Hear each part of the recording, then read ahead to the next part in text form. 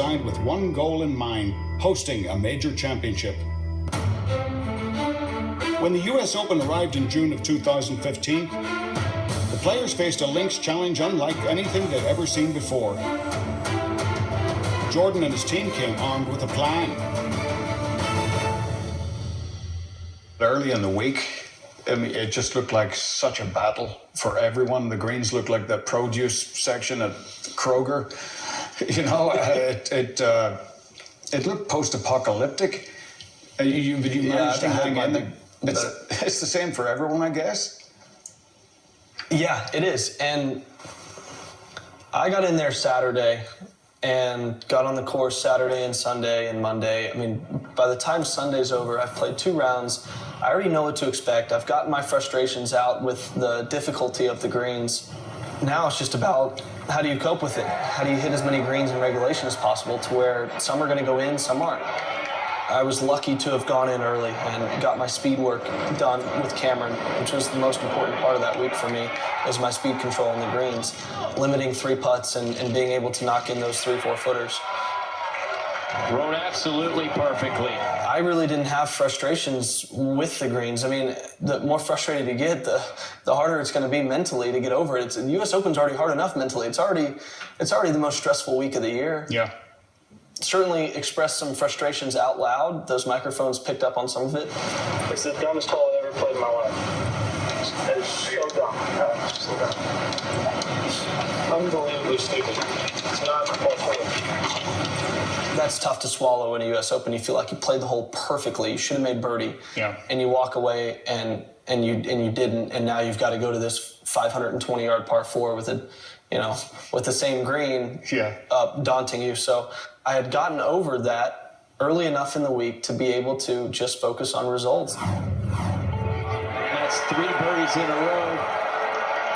Well, we saw that a lot yesterday. Another great mid-range putt from Jordan. Despite the difficulty of the layout, Jordan opened with back-to-back rounds in the 60s and went into the weekend tied for the lead with his old friend Patrick Reed. After 54 holes and to be in the final pairing.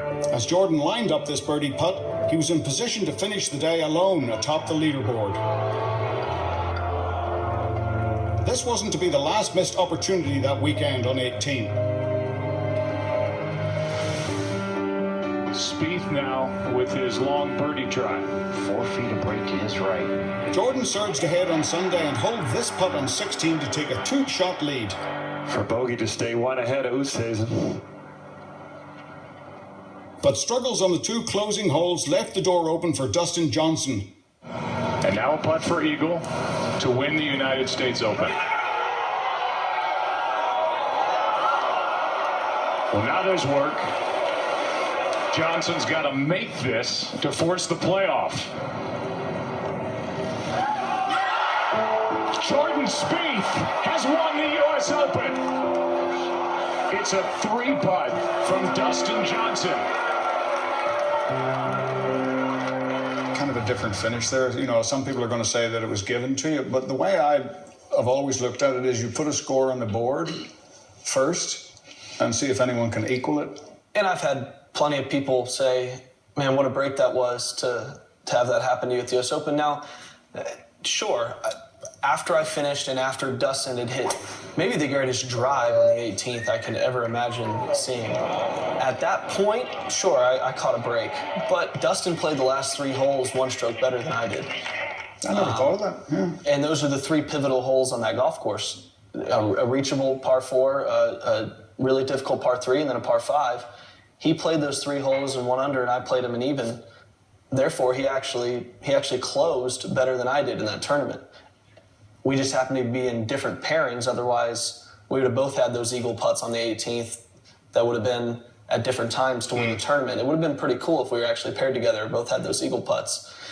But because it happened the way it did, sure, it'll come off that way, but many tournaments and many majors have been won or lost coming down on the last hole, and it is what it is, and nobody can take that trophy away from me. Actually, I am going to try and take that trophy away from him. Because as I think I mentioned earlier, I'm 1 short. But to see how I'm going to do it, you're going to have to watch the next episode of Faherty. Ha ha! entrapment. On the next episode of Faherty, the rest of my conversation